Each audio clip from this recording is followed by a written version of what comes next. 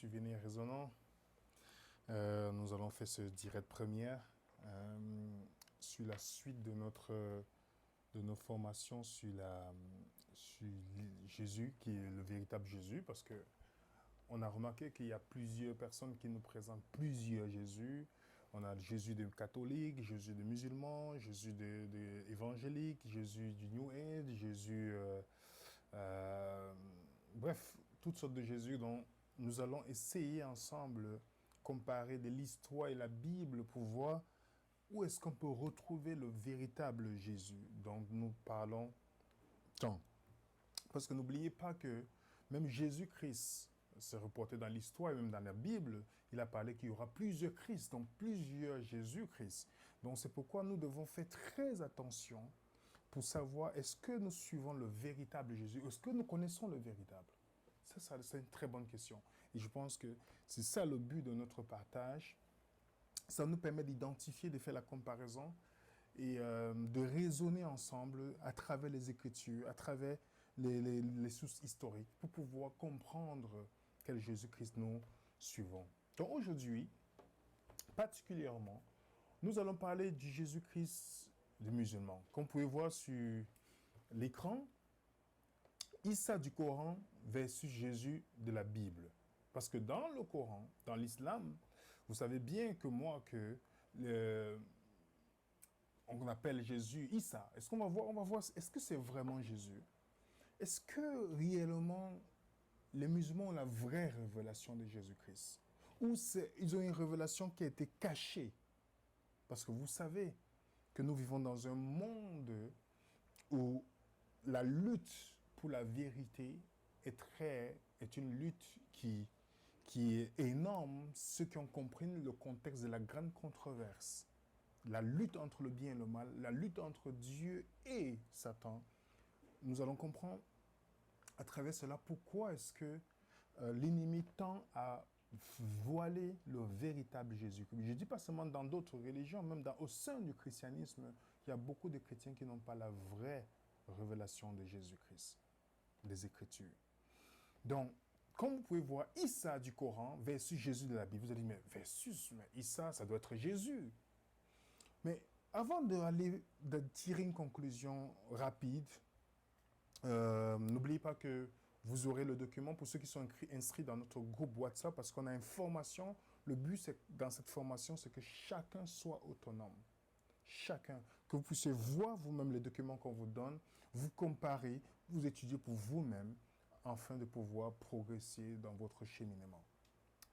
Donc, nous allons essayer d'abord de voir Jésus en islam. Qu'est-ce que nous pouvons retenir de Jésus en islam? Dans l'islam, nous avons, ici, premièrement, nous avons que le musulman honore Jésus et le considère comme un grand prophète. Vous savez ça? Nous savons aussi que Issa est cité dans plus de 10 sourates différentes et revient 25 fois dans le Coran. Il n'y a pas un chapitre qui est dédié à lui. Il y a un chapitre sur Myriam, Marie, il y a un chapitre sur Mohammed, sur Jonas, sur Younes, il y a des chapitres, mais il n'y a pas un chapitre consacré à Jésus. Mais il est répété 25 fois, son nom apparaît plus que Mohammed dans la Bible, dans le Coran, pardon. Ensuite, il y a notre nom, Al-Meshiach, qui veut dire le Messie, 11 fois. Est-ce que veut dire Messie réellement? On en parlera durant notre présentation, parce que nos frères musulmans utilisent l'expression Messie, est-ce qu'ils connaissent vraiment la signification? Dans le Coran, Jésus n'est pas crucifié. Est-ce que c'est ce que le Coran dit réellement? Ou c'est ce que les musulmans disent? Qu'est-ce que le Coran dit sur la question? Qu'est-ce que l'histoire dit? Parce qu'il n'y a pas de croix, l'histoire de la croix dans le Coran. Il n'est pas Dieu. Sa mère est la sœur de Moïse. On en parlera tantôt. Il est musulman. Il était musulman. Donc, qui veut dire soumis. Et c'est un peu ça. Donc maintenant, c'est très facile. On a toutes ces affirmations. C'est pourquoi les musulmans mettent Mohammed au-dessus de Jésus. Jésus, c'est un grand prophète. Il est venu annoncer Mohammed. Tout cela, on va essayer de voir ensemble. J'aime bien cette citation du Salomon, qu'on appelle en arabe Suleiman. Suleiman nous dit Le premier qui parle dans sa cause paraît juste. Vient sa partie adverse et on l'examine. Donc, lorsque vous dites quelque chose, c'est pourquoi parfois, même quand les gens viennent vous raconter une histoire, vous devez toujours écouter les deux parties. Le premier qui parle dans sa cause paraît juste. Jusqu'à vient sa partie adverse, on l'examine. Donc, ils ont donné ces déclarations. Maintenant, essayons d'examiner pour voir si ce qu'ils ont dit est vraiment vrai. Pour continuer, le Coran nous parle de l'unicité de Jésus-Christ dans le Coran. Donc, Jésus-Christ est une caractéristique unique dans le Coran qu'on ne retrouve pas en aucun personnage dans le Coran. C'est ça qui est magnifique. Premièrement, vous savez que Jésus-Christ est né d'une vierge. Mohamed n'est pas né d'une vierge. Jésus-Christ est né par l'intervention miraculeuse. Jésus-Christ est sans péché dans le Coran. C'est qu'on ne retrouve pas chez Mohamed, chez aucun autre personnage. C'est fascinant. Nous avons pris l'ascension de Jésus au ciel. Jésus est monté au ciel, Mohamed est dans sa tombe. Il n'y a aucun texte dans le Coran qui dit Mohamed est au ciel, mais Jésus-Christ est au ciel. Il est monté au ciel. Et il reviendra pour le jugement. Ce n'est pas Mohamed qui va venir pour le jugement, mais c'est Jésus-Christ qui va venir pour le jugement. Jésus-Christ est la parole d'Allah dans le Coran. Il est la parole d'Allah, dans la parole de Dieu. Mohamed n'est pas considéré comme la parole ni l'esprit même de Dieu. Donc, on voit, il y a une... Quand celui qui lit le Coran d'une manière raisonnée, sans toutefois se tourner vers, en disant que oui, je lis parce que je veux, avec les yeux, le voile, vous savez qu'on peut lire un livre avec un voile, d'une manière raisonnée, va se dire, mais pourquoi ce personnage sans péché, il est au ciel, il fait des miracles, il donne même la vie à un oiseau, dans la sourate chapitre 3, et il reviendra pour le jugement. Et son nom est cité plus que celui qu'on considère le grand prophète de l'islam, Mohammed. Donc quelqu'un qui est d'une manière raisonnée va commencer à se poser quelques questions pour dire, il faut que je cherche d'en connaître plus. Donc, tout à l'heure, j'ai dit que Jésus qui est sans péché. Il est sans péché. La sourate chapitre 19, verset 19 nous dit, j'ai dit, je suis qu'un messager de ton Seigneur, je te donnerai un garçon pur. Vous voyez le mot en arabe, pur. Donc plusieurs commentateurs musulmans, que je vais essayer d'énumérer ici, nous sont unanimes, ils ont dit, tous les commentateurs du Coran disent, pur de péché, est pur de péché, intégrité et la pureté. Donc tous sont unanimes que Jésus-Christ est pur. Et même dans le livre qui est accepté par tous les scolaires musulmans, le Sahih el-Bukhari, nous déclare par exemple que le prophète a déclaré aucun enfant né, mais Satan, le toucha quand il est né. Après quoi, il se met à pleurer à force d'être touché par Satan. Donc, pour eux, quand les enfants naissent, ils pleurent, ça veut dire qu'ils sont touchés par Satan, c'est pourquoi ils pleurent. On dit, sauf Marie et son fils. Donc, les seules personnes qui ne sont pas touchées par Satan, donc qui sont pures, Jésus qui se fait partie. Vous voyez encore dans le Saïd Muslim, qui est aussi très respecté, nous dit Abu Huraïra a reporté que le messager d'Allah aurait déclaré Satan touche chaque fils d'Adam le jour où sa mère lui donne naissance. À l'exception, comprenez bien, à l'exception de Marie, fils et de son fils. Donc, c'est clair que Jésus-Christ est sans péché. Sans péché. Il n'a jamais péché. Il n'a jamais commis. Il est né avec la pureté. Même Satan ne l'a pas touché. Et la Bible va dans le sens, pas dans le sens que Marie est sans péché. Il faut faire la nuance. Ça, c'est un autre sujet.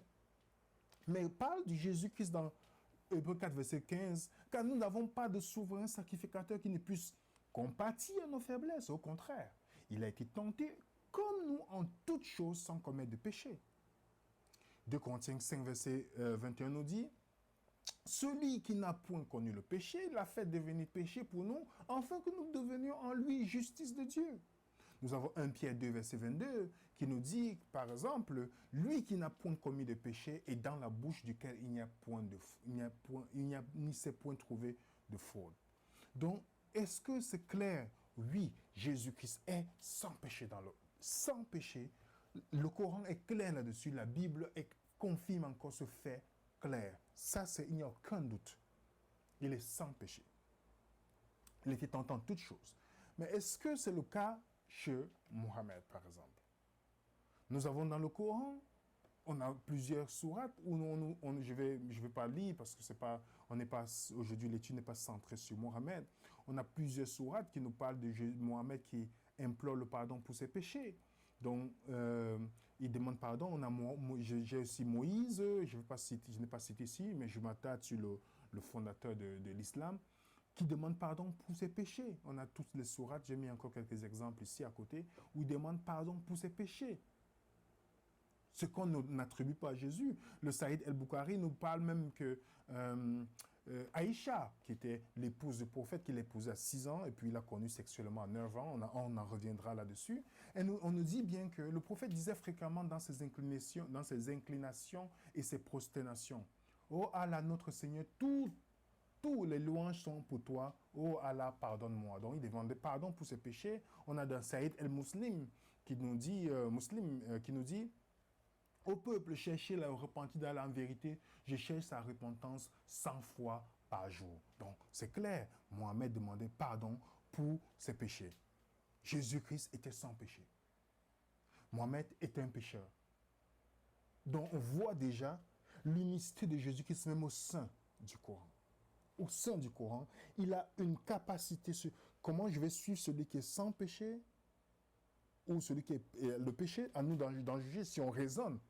Qu'est-ce que ça fait un sens pour nous? Un pécheur, l'autre est sans péché. Il n'a jamais commis de péché, il n'a jamais commis un crime, il n'a jamais volé, il n'a jamais tué, rien, commis l'adultère, rien du tout. De l'autre côté, on a un être qui demande pardon pour ses péchés. Mais celui-là est supérieur à celui qui est sans péché. Bon, je pose seulement une question. C'est à nous d'en juger et de raisonner sur ce point. Maintenant, nous allons aller ensemble et progresser sur un fait simple. C'est la question de savoir qui Issa est-il Jésus? Est-ce que Issa est Jésus? En arabe, vous allez voir que le nom, l'arabe et l'hébreu, c'est deux langues sémites. Et dans les langues sémites, vous allez voir que le Y en hébreu comme en arabe, c'est le J en français. Vous avez par exemple la première ligne Joseph, Yosef, Youssef. Jacques, Yacoub, Jacob. Jacob, Jacob. Jean, Yohana, Yoaha. Vous avez Jacob, vous avez Jonas, Younes, comme on le dit. Et donc tous les J, tous les Y que nous avons en hébreu, que nous avons aussi en arabe, comme c'est les langues sémites, l'arabe est une langue sémite très similaire à l'hébreu et à l'araméen. Donc, tous ces noms, vous voyez vous-même, lorsqu'on vient précisément sur Jésus, on voit Jésus, en hébreu Yeshua, on a en arabe Issa. Pourtant, l'arabe traditionnel, c'est Yassou. Pourquoi dans le Coran, son nom devient Issa? Pourtant, Josué, qui est un nom proche, Josué et Jésus sont des variantes du même prénom. Mais bizarrement, le Coran traduit Jésus par Issa et Josué par Yusha. Pourquoi faire autant de différences envers les deux mêmes prénoms? Si ce n'est que le Coran a voulu délibérément remplacer le vrai nom de Jésus par un prénom qui ne veut rien dire et qui ne veut rien dire en arabe. Vous savez que dans la conception sémite du Moyen-Orient, les noms ont une signification. Pourquoi dans l'arabe traditionnel c'est Yassou, mais dans le Coran on met Issa? Parce que Yassou veut dire celui qui sauve. Vous savez? Donc l'auteur savait que s'il mettait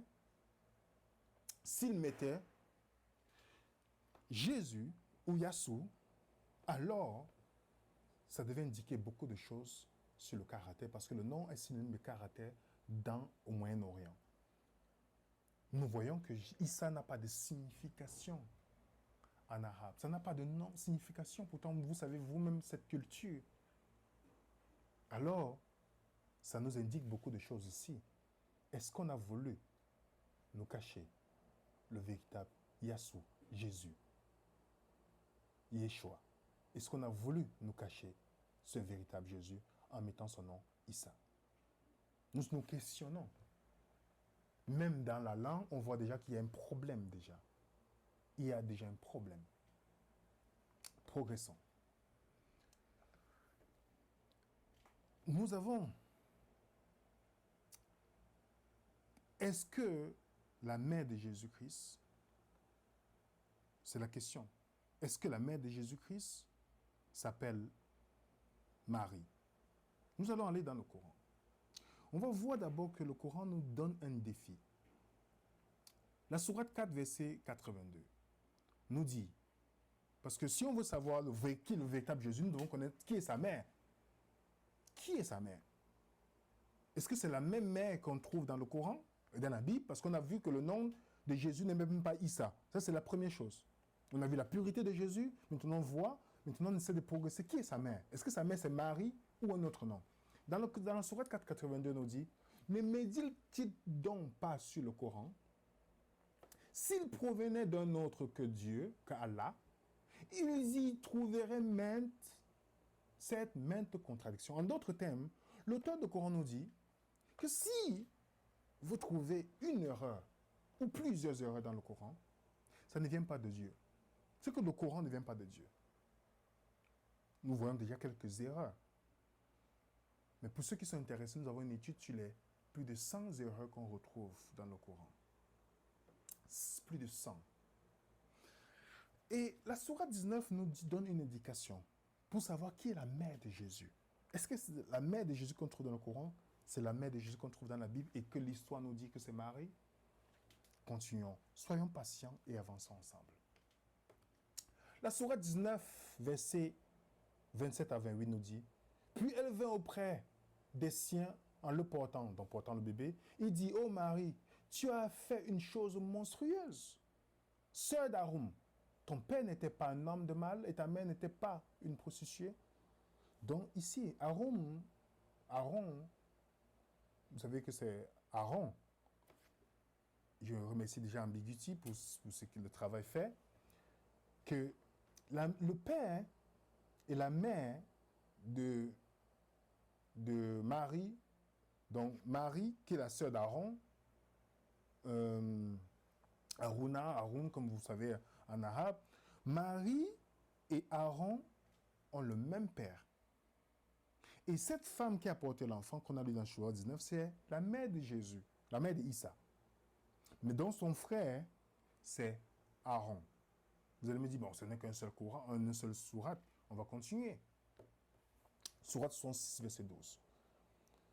De même, Marie, la fille d'Imram, qui avait préservé sa virginité, vous voyez, la fille d'Imram, nous insufflâmes dans la fille d'Imram. Qui est Imram? Qui est le père de Marie? Vous savez que Imram, en arabe, c'est Amram, en arabe, c'est Imram. Je dis que c'est les langues sémites.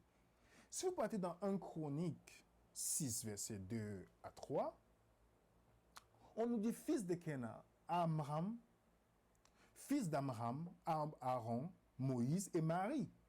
Vous voyez ça? Amram, c'est le père de Moïse, c'est le père d'Aaron, c'est le père de Marie. Et cette Marie qui est dans le Coran, qui est la mère de Jésus, donc c'est la sœur de Moïse. C'est intéressant. Lorsqu'on regarde, on voit le vrai père de Marie s'appelle Joachim. Mais on remplace dans le Coran, on l'a remplacé par Imram. Donc, Moïse et Aaron étaient les oncles de Jésus. Est-ce qu'ils ont vécu dans la même époque? Posons-nous la question. Pourtant, quand on voit le prophète Aaron, on voit Amram sur le chemin, on voit la mer, on voit Aaron, Myriam et Moïse. L'auteur a commis une grave erreur historique. A confondu Myriam à Marie. On parle d'inspiration ici, d'un livre inspiré. Ça, c'est une grave erreur. Ce n'est même pas un non-change. C'est une grave erreur. Donc, Marie, la mère de Moïse,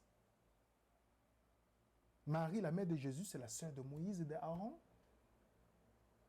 L'histoire nous dit le contraire. Ils n'ont même pas vécu de la même époque.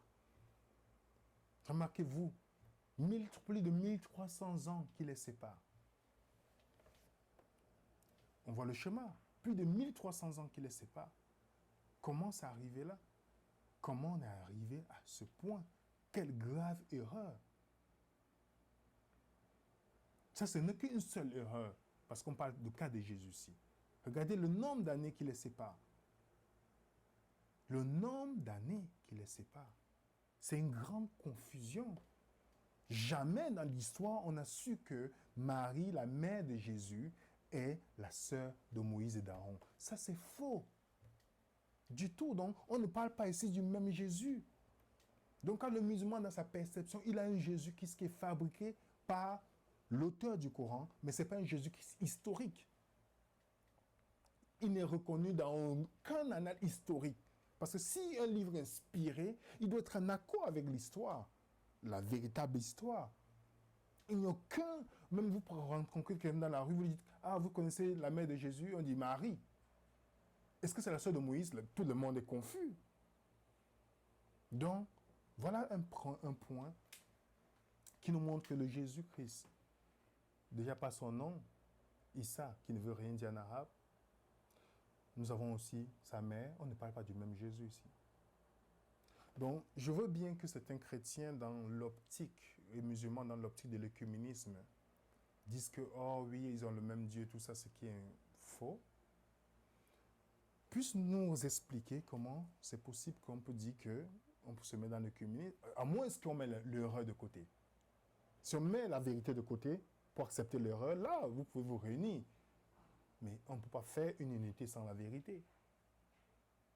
On ne parle pas du même Jésus ici. On ne parle pas de la même personne du tout. On va continuer. Maintenant, posons-nous la naissance de Issa versus la naissance de Jésus. On a vu sa pureté. Jésus est pur, oui, c'est vrai. La Bible confirme. Mais nous avons vu que Jésus, Issa, ne veut pas dire Jésus, Yeshua. Nous avons vu que la mère, ils n'ont pas de même mère. Historiquement, c'est carrément impossible. Bibliquement, c'est impossible. Pourtant, le Coran dit que la Bible est un livre inspiré. Nous allons continuer. Regardez par exemple, dans le Coran, on dit que Jésus-Christ a parlé dans le berceau. Voilà toutes les sourates dont on a parlé. Que Jésus-Christ a fait les miracles quand il était encore enfant, en créant des oiseaux à partir de l'argile. Mais la Bible nous dit que le premier miracle de Jésus-Christ, d'après Jean 2, verset 11, a été fait aux noces de Cana. Le premier, on dit, tel fut à Canaan, en Galilée, le premier des miracles que Jésus-Christ fit. Donc, on a un gros problème ici. L'autre côté, on dit qu'il a fait. Vous savez où est-ce que l'auteur du Coran a pris? Dans les livres agnostiques. Les livres qui ont été écrits après, récemment, et puis les gens essaient d'attribuer l'évangile de Thomas, l'évangile des Syracides, tous ces livres-là, mais ça n'a jamais été reconnu par le canon biblique. Donc, c'est des récits fantaisie où on raconte certaines histoires, tout ça, mais ce n'est pas reconnu par aucun disciple. On sait que l'évangile, la façon dont il est écrit, qui est canonisé, ont été confirmés, pourtant ces livres n'ont jamais été reconnus comme les livres canoniques. Mais l'auteur, dans son ignorance du véritable christianisme, a puisé dedans. Et ça présente un autre Jésus, parce que dans la Bible, et même l'histoire, c'est qu'on sait même que Jésus a fait son premier miracle à la noce de Cana. Mais jamais on n'a reporté qu'il a fait un miracle lorsqu'il était petit. Continuons. Issa dit qu'il n'est pas Dieu dans le Coran. Il dit qu'il n'est pas Dieu. Pourtant, dans la Bible, c'est le contraire. Dans la sourate 5, verset 116, par exemple,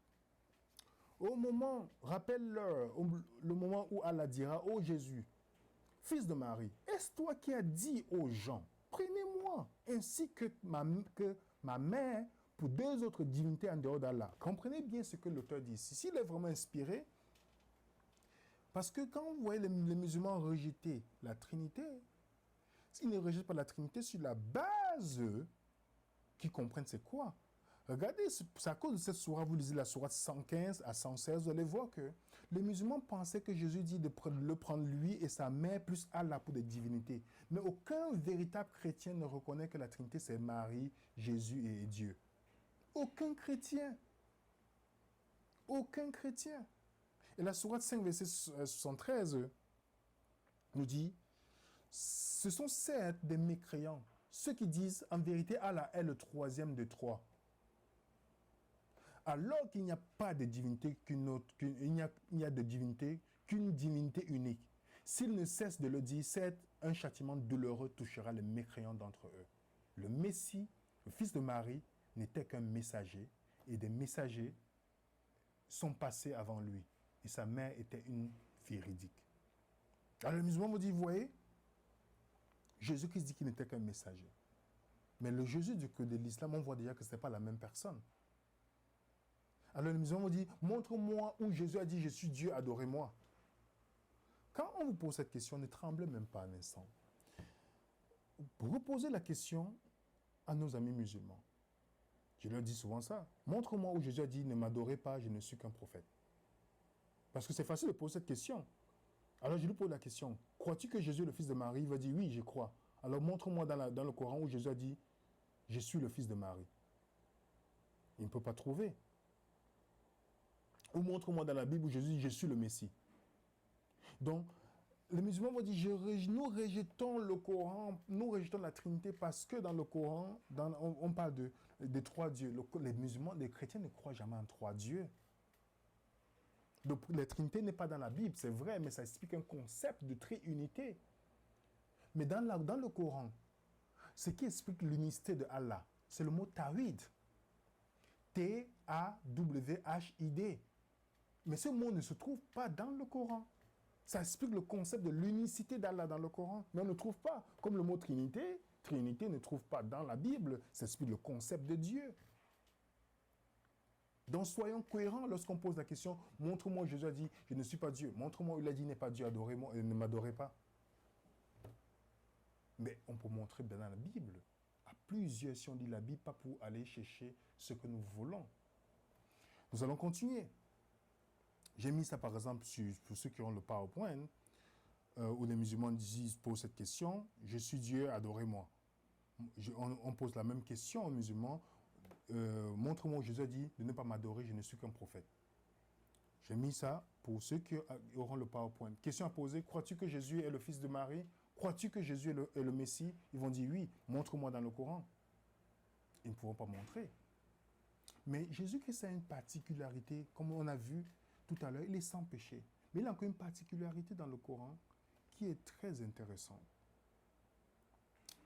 Parce que, même dans la sourate 57, verset 1 à 3, on nous dit, tout ce qui est dans les cieux et la terre glorifie Allah. C'est lui le puissant, le sage. À lui appartient la souveraineté. Comprenez bien? Des cieux et de la terre. Il fait vivre, il fait mourir. Il est omnipotent, c'est lui le premier et le dernier. Comprenez bien, c'est lui le premier et le dernier. Donc, c'est une particularité qu'on attribue essentiellement à Allah. Même ce qui est magnifique dans la Bible, Jésus-Christ a les mêmes caractéristiques. Dans Ésaïe 44, verset 6, on nous dit dans la Torah, dans l'Ancien Testament, Jésus, je suis le premier et le dernier, c'est l'Éternel qui le dit. Après 1, verset 17, Jésus dit, je suis le premier et le dernier. Après 2, verset 8, je suis le premier et le dernier, l'alpha et l'oméga. Donc, Jésus-Christ a une particularité, une attribut qui n'est qu'à Dieu seul. Donc, c'est très simple. Et nous avons la sourate 22, verset 6 à 2. J'étudie le Coran pour pouvoir montrer ça à mes amis musulmans.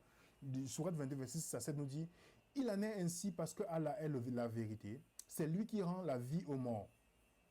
C'est lui qui est omnipotent. Et que l'heure arrivera, pas de doute à son sujet, Allah ressuscitera ceux qui sont dans les tombeaux. Donc c'est seulement Allah qui ressuscitera ces personnes. Mais dans Jean 5, verset 21, on voit Jésus qui a la même particularité. Ce qui est souligné, afin que tous honorent le Fils, ils honorent le Père. Celui qui honore pas le Fils n'honore pas le Père qui l'a envoyé. Écoute ma parole. Qui croit en celui qui m'a envoyé a la vie éternelle et ne vient point en jugement, mais il passe de la mort à la vie. L'heure vient, elle est déjà venue, où les morts entendront la voix du Fils de Dieu et ceux qui l'auront entendu vivront. On voit Jésus qui a les mêmes caractéristiques ici. À l'heure du jugement, il va réveiller ceux qui ont cru en lui, qui vont passer de la mort à la vie. Vous voyez ça? On utilise le Coran pour montrer, on regarde, seul Allah est le premier et dernier, Jésus qui c'est le premier et dernier. Ça ne montre pas qu'il a aussi les attributs divins. Jésus accepte l'adoration. On a Acte 15, 14, verset 15, où les apôtres refusent d'être adorés. Mais nous avons aussi Jean qui dit que l'ange refuse d'être adoré. Il dit, garde-toi, non, ne m'adore pas du tout. Mais nous voyons dans Jean 9, où quelqu'un se prosterne devant Jésus-Christ. Jésus-Christ ne dit pas, non, ne te prosterne pas devant moi. Jean 9, verset 35 à 39. Matthieu 28, verset 8 à 9. Nous avons aussi un autre texte. Matthieu 28, verset 16 à 18. Luc 24, verset 50 à 52. On voit bien que Jésus-Christ est digne d'adoration. On voit même ici Jésus-Christ dans Jean 5, verset 22 à 23. Il dit, ceux qui honorent le Père honorent le Fils. Donc, pour donner la même référence au Fils que l'on donne au Père. Jean 8, quand Jésus dit, avant qu'Abraham ne fût, je suis. Pourquoi les Juifs ont voulu le lapider? Est-ce que vous allez dans la rue, vous dites à quelqu'un, avant qu'Abraham ne fût, je suis. Je ne fus, je suis. Qui va vous lapider si vous ne comprenez pas ce que ça veut dire? Parce qu'ils ont compris que Jésus est l'expression qui n'était qu'attribuée à Dieu dans Exode 3, verset 13 à 14. On a Jean 20, verset 28, où il dit, mon Seigneur est mon Dieu. Nous ne parlons pas du même Jésus ici déjà. Hébreux 1, verset 8 à 9, qui est repris dans le psaume 45.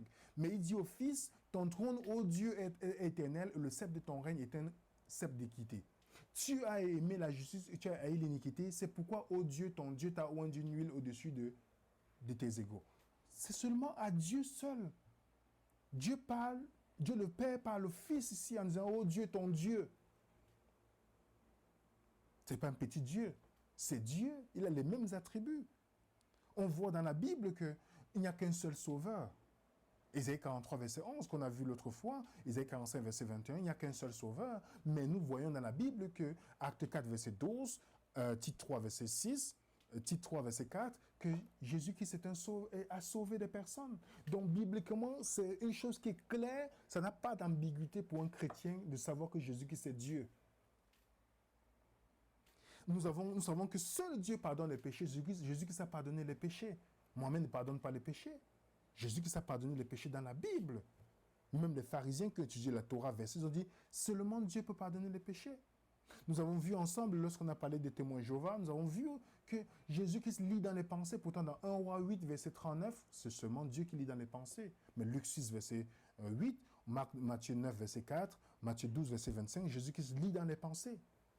Donc, il a les caractéristiques qui sont uniques seulement à Dieu. Donc, si un musulman se pose la question si un chrétien doit douter si Jésus est Dieu, non, c'est très clair. Et même dans le Coran, on retrouve que Jésus a les mêmes attributs.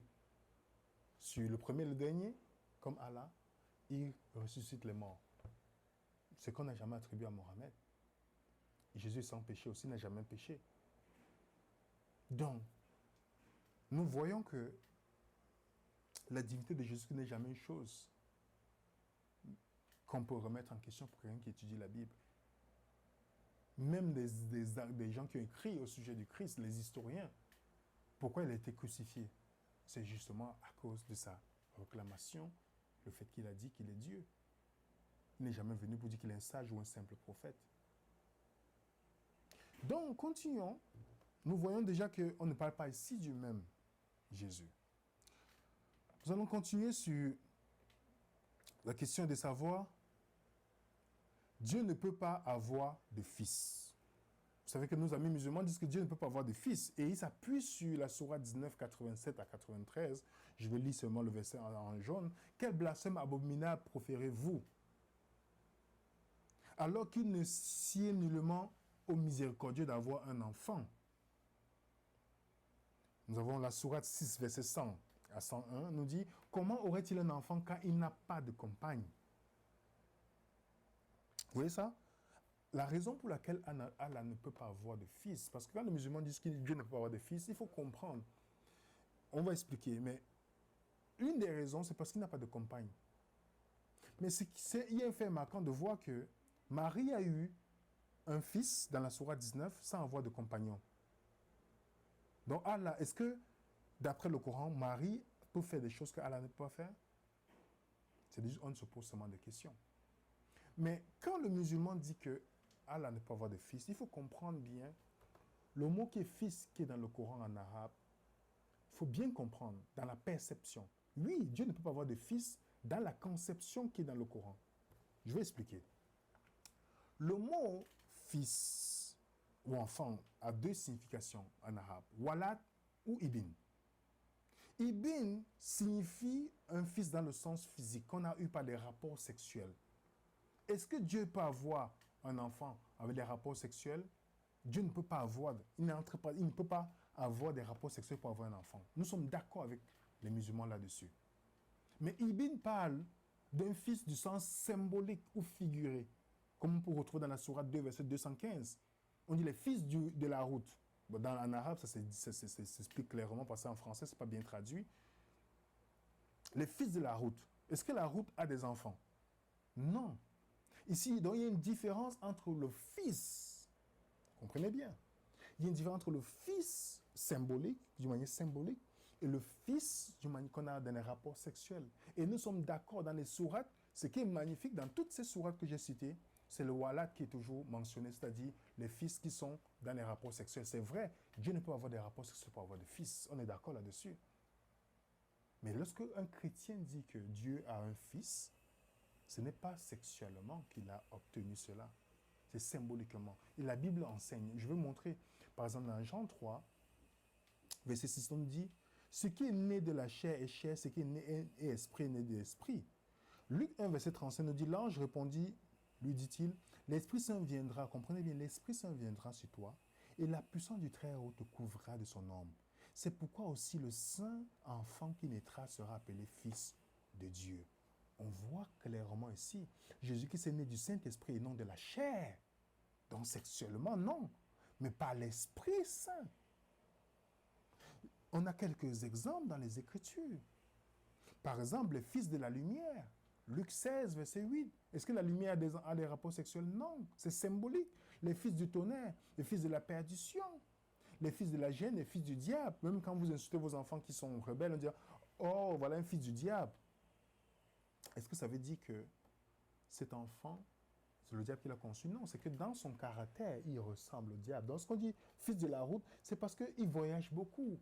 Ou fils de la lumière, c'est parce que fils des tonnerres, parce qu'ils sont comme du tonnerre. Donc, c'est pourquoi l'auteur, on attribue donc ce fils sens symbolique à cause de la ressemblance dans le caractère et non fils charnel obtenu par les rapports sexuels. Donc, quand un chrétien dit que Dieu a un fils, il ne parle pas de rapport sexuel. Contrairement à la perception que les musulmans pensent, que quand on dit Dieu a un fils, ça veut dire qu'il a une compagne, comme le Coran, la sourate 6, verset 100 et 101 a dit tout à l'heure. Ce n'est pas ce que nous disons quand on est dans la Bible. Donc Dieu a un fils. Et par exemple, le Coran, par exemple, dans la sourate 19, verset 20 à 22, on dit que le Coran, c'est la mère des écrits. Est-ce que ça veut dire qu'il y a un père pour avoir des enfants? Dans la sourate, on a aussi la sourate 43, verset 3 à 4, le Coran, la mère des livres. Le Coran est la mère des livres. Alors comment le Coran a les enfants sans avoir de relation? C'est la mère. Vous voyez qu'on peut utiliser l'argument du Coran pour démontrer que... Ils vont dire non, non, c'est le sens symbolique. Oui, et justement, c'est le sens symbolique dans lequel nous enseignons que Jésus-Christ est le Fils de Dieu. Donc, nous savons que Allah, parce que les musulmans disent parfois que Dieu ne peut pas entrer dans la création. Que c'est impossible que Dieu entre dans la création. Et c'est pourquoi quand on dit Jésus est fils de Dieu, ça crée parfois la confusion. Mais nous allons essayer de voir ensemble. La sourate 27, verset 9, c'est la sourate où Moïse monte dans le bûcher, lorsqu'il voit le feu allumé. Sourate 27, verset 7 à 9 nous dit, quand Moïse dit à sa famille, j'ai aperçu un feu, je vais vous en apporter des nouvelles, ou bien je vous apporterai un tison allumé afin que vous vous réchauffiez. Lorsqu'ils arriva, on l'appela, béni soit celui qui est dans le feu, celui qui est autour, et gloire à Allah. Le Seigneur de l'univers, ô Moïse, c'est moi Allah, le Tout-Puissant. Remarquez bien, Allah parle à Moïse étant où ici? Étant dans le feu. Parce que les musulmans ne croient pas que Dieu ne peut entrer dans la création. C'est pourquoi ils vont dire que si Jésus est d'accord Dieu, comment il peut mourir? C'est pourquoi nous comprenons que, parce que dans leur perception, Dieu peut entrer dans la création, mais nous voyons dans le Coran que Allah, que Jésus qui s'est entré dans la création ici.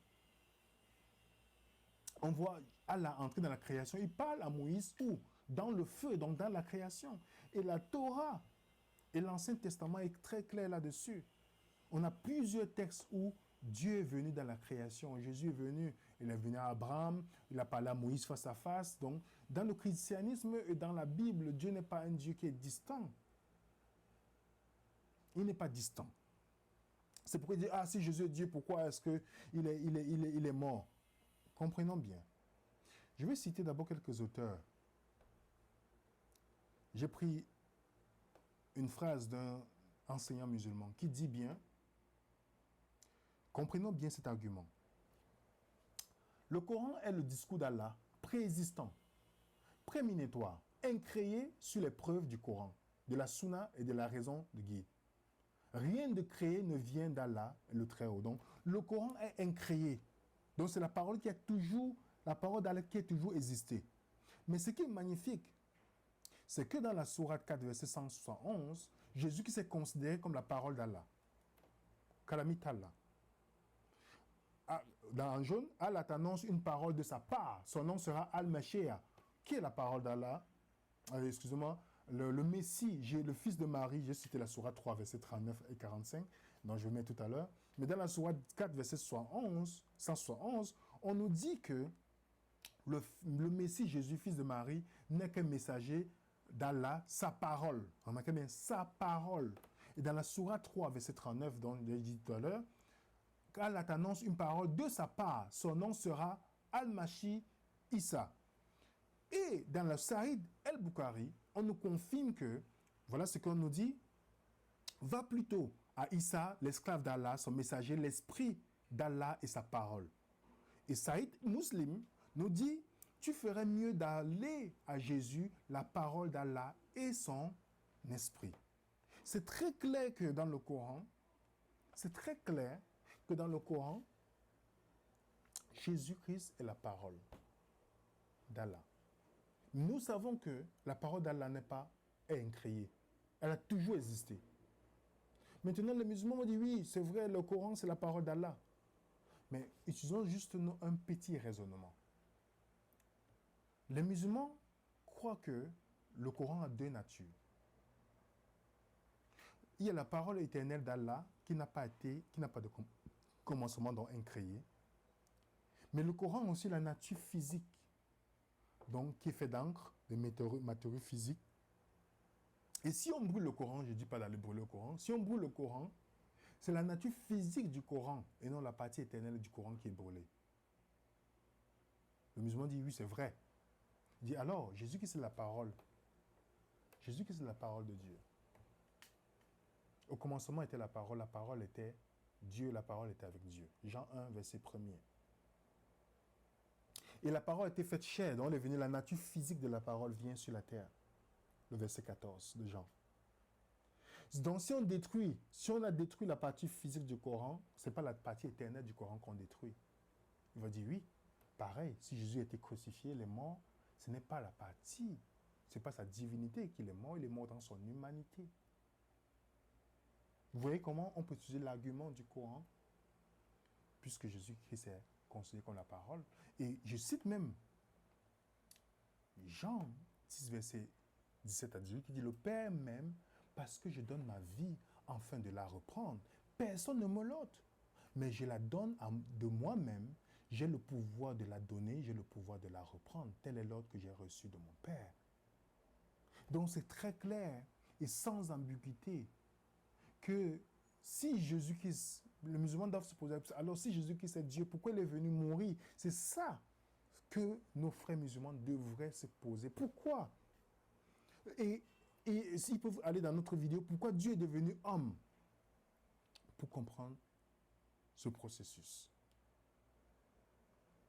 Ça, j'invite mes amis musulmans, et vous devez aussi comprendre cette étude-là pour pouvoir leur expliquer pourquoi Dieu est devenu homme, afin de pouvoir sauver l'humanité. Dieu est un père qui ne laisse pas son enfant tomber dans la boue pour venir le sauver.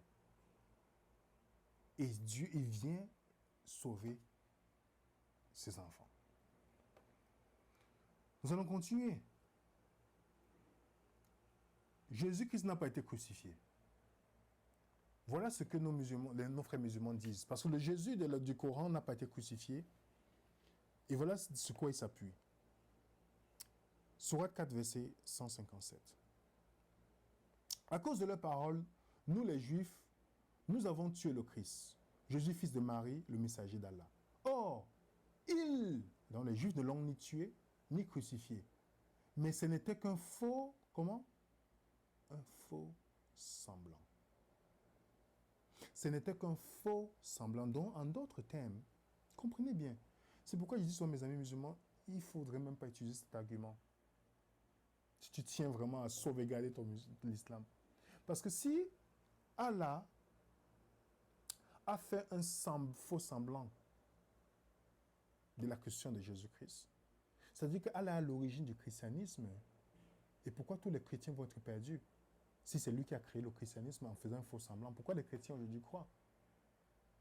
Donc, c'est lui qui a créé alors une fausse religion. Si le christianisme est faux. Donc, c'est un faux semblant qu'Allah a fait en trompant les gens. Ce n'est pas un caractère qu'on retrouve dans le Dieu de la Bible. Mais restons dans le Coran. On est en train de voir si Jésus du Coran est le Jésus de la Bible. Restons dans le Coran. Dans la sourate 19, on parle de Jean-Baptiste, Yahya, Jean-Baptiste. Que la paix soit sur lui, Jean-Baptiste, Jean, le jour où il naquit, le jour où il mourra, le jour où il sera ressuscité. C'est le même chapitre. On nous donne la mission de Jean-Baptiste, que Jean-Baptiste va naître, il va mourir et il va ressusciter. Mais, dans le même chapitre, c'est le même verbe qui est utilisé. Soyez attentifs, mes frères et sœurs. C'est le même verbe qui est utilisé.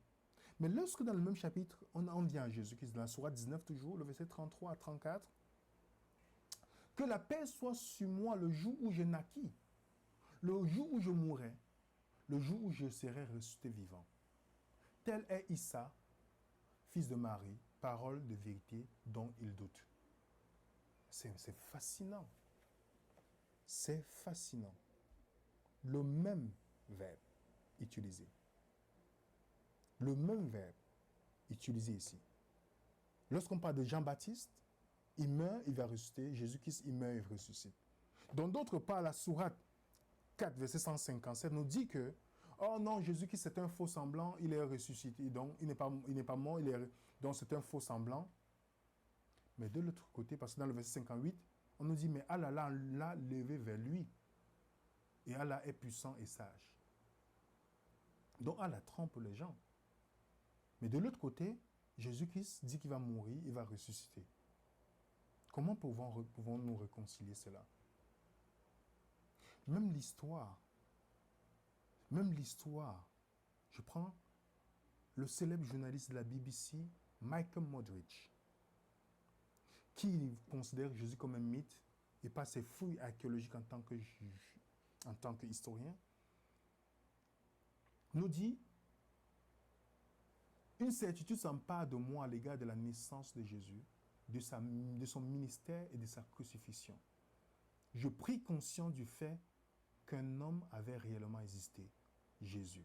Dans le livre La figure historique de Jésus-Christ, l'auteur, historien de l'université de Duke University, il nous dit, nous pouvons ajouter ici une courte liste de faits tout aussi sûrs sur les conséquences de la vie de Jésus. Ses disciples ont fui, ils l'ont vu. Après sa mort, comprenez, après sa mort, en conséquence, ils croyaient qu'il reviendrait pour fonder le royaume. Ils formaient une communauté pour attendre son retour et cherchaient à convaincre les autres de croire en lui en tant que le Messie de Dieu.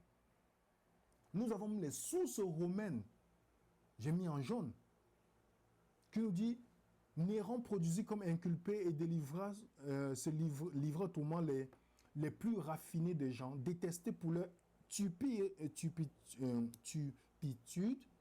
que la foule appelait chrétiens. Ce nom leur vient de Christ, que sous le principat de Tibère, l'histoire le reconnaît, vous lisez dans Luc, le procurateur Ponce Pilate l'avait livré en supplice. Réprimé, vous comprenez? Ça, c'est l'histoire. Vous retrouvez tout cela dans l'histoire. C'est connu clairement. Nous avons aussi un autre auteur historien qui nous dit, ou bien qu'est-ce qui a aidé les Juifs à tuer leur roi sage, puisque le royaume leur a été enlevé à partir de ce moment. Le roi sage n'est pas non plus à cause de la nouvelle loi qu'il a donnée. Remarquez bien, le roi sage a été tué, donc c'était Jésus dont on parle dans ce temps-là. Et vous savez que même les sources juives, vous partez dans le Talmud du Sanhédrin 43a, qui nous dit la veille de la Pâque, Yeshua a été pendu. Depuis, rien n'a été reporté à sa faveur. Il a été pendu à la veille de la Pâque. L'histoire, on sait bibliquement que oui, c'est vrai, Jésus-Christ est à la Pâque, que Jésus-Christ a été crucifié. C'est connu dans l'histoire. Et nous voyons dans la Bible que la Bible qui est venue 6 siècles avant, la Bible, tout écrit 6 siècles avant l'islam, avait déjà été, c'est clair, les historiens étaient clairs, l'islam vient 6 siècles après, dit non, Jésus n'a pas été crucifié. S'étant approché de Jésus, le voyant déjà mort. Jean 19, verset 33. Matthieu 27, verset 50, rendit l'esprit. Marc 15, verset 37, grand cri, il poussa un grand cri, expira. C'était connu clairement. Même ses ennemis le sandenier, disant qu'il a vu Jésus-Christ expirer. Marc 15, verset 39. Et la crucifixion de Jésus-Christ était annoncée déjà dans la Torah et les abours qu'on appelle Somme. Dans Matthieu 26, verset 53 à 54, penses-tu que je ne puisse pas invoquer mon Père qui me donnera l'instant plus de 12 légions d'anges? Comment donc s'accompliraient les Écritures d'après lesquelles il doit être ainsi? Donc Jésus qui savait qu'il devait passer par là. Luc 24, verset, on dit bien, alors il leur dit, oh gens sans intelligence dans le cœur tardif à croire ce que les prophètes ont dit, ne fallait-il pas que le Christ souffre ces choses et qu'il entre dans sa gloire? Puis commençant par Moïse et par tous les prophètes, il leur expliquait tout ce qui les Écritures, tout ce qui le concernait. La prophétie annonçait qu'il devait être trahi par un ami. Il devait être vendu pour 30 pièces d'argent. Accusé par des faux témoins. Gardera le silence devant ses accusateurs. Tout était prédit dans la Bible. Brisé et blessé. Moqué. Ses mains et ses pieds percés. Pourtant, la crucifixion n'existait pas encore. Autant quand David écrit le psaume 22. Il intercédera pour ses persécuteurs. Ses os ne seront pas brisés. Pour respecter la prophétie dans Exode 12, quand on dit l'agneau qui devait être sacrifié, ses os ne devaient pas être brisés. Zacharie chapitre 9, verset 9, il nous dit, sois transporté d'allégresse, fille de Sion, pousse les cris de joie, fille de Jérusalem, voici ton roi vient à toi, il est juste et victorieux, il est humble et monté sur un âne et le petit d'une ânesse. Psaume 22, verset 16 à 18. car les chiens m'environnent, une bande de céréales rôde autour de moi, ils ont percé mes mains. La cuisson n'existait même pas à ce temps-là, mes pieds. Je pourrais compter tous mes os. Eux, ils observent, ils me regardent, ils se partagent mes vêtements, ils tirent au sort ma tunique. Ce n'est pas David qui est arrivé. David n'a jamais été percé. On n'a jamais tiré. Il est en train de prophétiser la venue de Jésus-Christ. Nous avons la magnifique prophétie dans Daniel chapitre 9, le verset 25 à 26, où on nous dit la prophétie de 70 semaines. On dit, sache-le donc, comprends-le depuis le moment où la parole a annoncé que Jérusalem sera rebâtie, jusqu'au point dans le Messie, au conducteur. Il y a 7 semaines, dont 62 semaines, on reviendra sur cette prophétie-là. Les places et les fossés seront rétablis, mais à des temps fâcheux. Après les 62 semaines, le oint dans le Messie sera retranché. Donc on sait bien que le Messie sera, on dit qu'il n'aura pas de successeur, donc Mohamed ne viendra pas après lui. C'est clair. Et quand on utilise ces prophéties, un jour on le montrera, on voit clairement que la prophétie commence au moment où on a indiqué que Jérusalem, devait avoir un décret. On voit clairement qu'au fur et à mesure, cette prophétie dit que Jésus-Christ devait être baptisé à l'an 27. Et cette prophétie indique à quel moment il devait être crucifié. Et nous dit à quel moment il devait être crucifié. Et 3 ans et demi nous parle de la probation, le temps de probation du peuple juif. Donc, sa prophétie est très claire. Cette prophétie était annoncée avant que Jésus ne vienne. Il a accompli cela clair. Pour ceux qui en doutent, allez lire l'histoire le livre Plus qu'un charpentier de cet historien. Et Josh McDowell, de ce professeur d'université qui ne croyait pas, qui a étudié les prophéties messianiques, il a dit c'est impressionnant comment Jésus a pu accomplir toutes ces prophéties. Le Christ n'a jamais, il a parlé de sa propre mort. Il a parlé de sa propre mort. Matthieu 16, verset 21. Jésus commença dès lors à montrer à ses disciples qu'il fallait qu'ils aillent à Jérusalem, souffrir pour beaucoup de la part des anciens, des principaux sacrificateurs, des scribes, être mis à mort et ressusciter le 3e jour. Marc 9, verset 9 à 10. Comme ils descendaient de la montagne, Jésus leur recommanda de ne dire à personne ce qu'ils avaient vu, jusqu'à ce que le Fils de l'homme fût ressuscité des morts. Vous voyez ça? Jésus-Christ, on a plusieurs passages, vous pouvez voir, plusieurs passages où Jésus-Christ parle de sa mort. Il annonce sa mort clairement. Un prophète, Jésus qui ne peut pas mentir. Et l'histoire est claire là-dessus. Un autre professeur nous dit, parlant de la question, Wilbur Smith nous dit, quand il a déclaré, comprenez bien, quand il a déclaré qu'il se releverait lui-même d'entre les morts, le 3e jour après sa crucifixion, il dit quelque chose que seul un fou aurait osé avancer à s'attendre toujours à la fidélité de quiconque parmi ses disciples. À moins qu'il ne fût certain de se relever, aucun fondateur d'une religion du monde connue par l'homme n'a jamais osé déclarer une chose pareille. Sachant ce que la Constitution te réserve lorsque tu passes par là, les gens mourraient. Et on confirmait que tu es mort avant de t'enterrer. Il n'y avait pas de faux semblants ici. Et J.B. Hardy nous dit, dans son livre Countdown, il dit, il n'y a que 2 exigences essentielles. Quelqu'un a-t-il évité la mort et l'a prouvé? Est-il disponible pour moi? Voici le dossier complet. Le tombeau de Confucius est occupé. Le tombeau de Bouddha occupé. Le tombeau de Mohamed est occupé. Mais le tombeau de Jésus est vide. Argumentez si vous voulez, il n'y a aucun point ou intérêt à suivre un perdant. Au lieu de se poser la question pourquoi Jésus-Christ est crucifié, tout ça, il devait se poser pourquoi. C'est ça la véritable question. Parce que si les musulmans lisent, s'ils lisent la sourate 37, qui nous parle du sacrifice d'Abraham, je pense que c'est la sourate 37 si je ne me trompe pas, qui nous parle, oublions quel fils.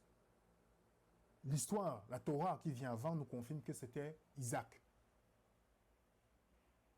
le fils unique, parce que l'enfant de l'esclavage ne pouvait pas hériter. C'est un principe du Moyen-Orient. Pourquoi Dieu demande à Abraham d'aller sacrifier son fils unique?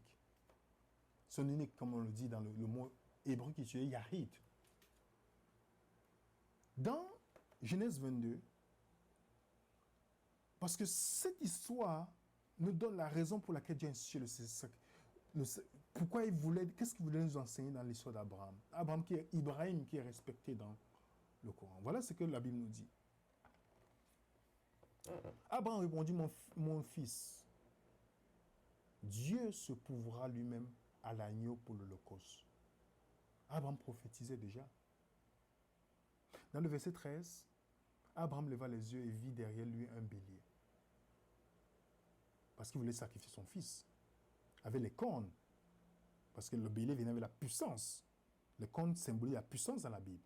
Et offrit un holocauste à la place de son fils. Abraham donna à ce lieu le nom de Jéhovah-Jireh. C'est pourquoi l'on dit aujourd'hui à la montagne, comprenez bien, à la montagne l'Éternel, à la montagne de l'Éternel, il se pourvu. Donc à la montagne de l'Éternel, il se pourvu. Dans le temps d'Abraham, on sacrifiait les enfants pour apaiser les dieux. Mais Dieu voulait montrer à Abraham que, écoute, j'ai pas besoin que tu verses le sang pour m'apaiser, pour te réconcilier avec moi. C'est moi qui offrirai mon fils unique en sacrifice pour me réconcilier avec vous. Isaac, en principe, ici, là, aussi un type, il nous représente. On devrait mourir pour nos péchés. Mais le bélier avec la puissance vient mourir à notre place. C'est ça que nos musulmans doivent comprendre. Cela prédisait déjà que Jésus devait venir à la montagne. À la montagne, Dieu a pourvu l'Holocauste qui était Jésus-Christ. L'agneau de Dieu qui ôte le péché du monde. C'est à la montagne qu'il a fait. La montagne, il a offert Jésus-Christ en sacrifice. Comment suivre? Comment, mes frères musulmans, vous allez suivre Mohamed qui ne peut pas sauver? Même Mohamed dit lui-même dans les hadiths, il dit, je ne peux pas vous sauver de la punition d'Allah. Je ne peux pas vous sauver du châtiment d'Allah. Je ne peux pas vous sauver du châtiment d'Allah. Je ne peux pas sauver du châtiment d'Allah. Il ne peut sauver personne. Mais la Bible est très claire. Jésus qui est venu pour nous sauver. Romains 8 nous dit qu'il n'y a plus de condamnation pour ceux qui sont en Jésus-Christ. Le Jésus de l'islam n'est pas le Jésus du christianisme. Le Jésus de l'islam n'est pas un sauveur. Même si on peut trouver les caractéristiques de Jésus. Parce qu'il a créé. Mohamed n'a pas fait des miracles. Le seul miracle que Mohamed a fait, c'est qu'il a dit, voilà le Coran. Il n'a fait aucun miracle. Jésus a fait des miracles. C'est Jésus qui a les caractéristiques qui sont au-dessus de Mohamed dans le Coran. Mais nous savons quand on regarde en profondeur, lorsqu'on enlève le voile, qu'on aille en profondeur, qu'on essaie de regarder au fur et à mesure, et le voile quitte de nos yeux, on se rend compte que Issa n'est pas Jésus. Jésus-Christ est Dieu qui est venu mourir pour l'humanité, pour venir sauver l'humanité. Jésus-Christ est l'agneau de Dieu. Il est le sauveur de l'humanité. Ce que Mohamed n'est pas. Et le vrai musulman qui cherche Jésus-Christ, lisez le livre de ce jeune musulman arabe qui s'est converti au christianisme en disant qu'il cherchait Allah, il a trouvé Jésus. Je cherchais Issa et j'ai rencontré Jésus. Tapez sur Google, vous allez voir. Très intéressant. Il s'est rendu compte que l'histoire de Jésus dans la Bible, le véritable Jésus-Christ, il était ignorant du véritable Jésus-Christ. Jésus-Christ plein d'amour. Il n'a jamais tué quelqu'un, il n'a jamais eu d'armée. Il n'a jamais violenté une femme. Il n'a jamais tué quelqu'un. Mais les gens l'aimaient, pas parce qu'ils avaient peur de lui, mais à cause de la beauté de son caractère. Il est unique, Jésus-Christ de la Bible. Et c'est cela que les gens ont été voilés du véritable Jésus-Christ. Les musulmans ne connaissent pas le véritable Jésus-Christ. Jésus-Christ n'est pas Issa. On a vu tellement d'erreurs. La mère de Jésus n'est pas la sœur de Moïse. On voit une grande différence. Ils n'étaient même pas de la même tribu. Alors, le musulman qui regarde et voit qu'il n'y a pas quelque chose, comment Moïse peut être la sœur de la mère de Jésus? Comment il peut voir que le nom de Jésus n'est pas pareil? Comment il peut voir toutes les erreurs que le Coran a accumulées sur l'historicité de Jésus-Christ, qui n'est pas crucifié de notre part, l'autre part on dit qu'il est crucifié. Mais pourquoi il doit revenir pour juger le monde? Pourquoi ce n'est pas Mohamed qui revient? Comment je mets ma confiance à quelqu'un qui est dans le tombeau et celui qui est vivant et qui est au ciel, je le rejette. Je ne le connais même pas. Pourtant, on dit bien dans le Coran que c'est un proche d'Allah. Ce qu'on n'attribue pas à Mohamed. Et le Coran dit bien aux musulmans, voilà ce que le Coran dit aux musulmans, dans Sourate 10, 94. Si tu as des doutes sur ce que nous avons fait descendre vers toi dans le Coran, c'est Allah qui dit à Mohamed, si tu as des doutes, interroge ceux qui lisent le livre révélé avant toi, donc qui lisent la Bible, la Torah et les Injils. Donc le musulman qui a des doutes, en regardant cela, en se posant la question, mais Jésus-Christ historique a été crucifié et ressuscité. C'est connu par l'histoire hors de la Bible. La Bible aussi confirme. Jésus-Christ lui-même parle de sa mort, de sa résurrection. Donc c'est facile pour le musulman d'aller dans la Bible, dire, ah, je vais trouver tel verset, mais toute la Bible, c'est soit à prendre, soit à laisser. Et parfois, les gens rejettent la Bible, pas parce qu'il y a contradiction, mais parce que la Bible est contredite dans ce qu'ils veulent affirmer. La Bible, la parole de Dieu, révélée, Jésus-Christ. Jésus-Christ est le Fils de Dieu, non pas d'une manière sexuelle, mais parce que son caractère, c'est le seul qui est proche de Dieu, qui est venu nous montrer comment Dieu est. Jean 1, verset 18 dit, personne n'a jamais vu Dieu, seul le Fils unique du Père, qui dans le sein du Père l'a fait connaître. Il est venu, le mot connaître, c'est le mot révéler. Il est venu révéler le vrai caractère de Dieu.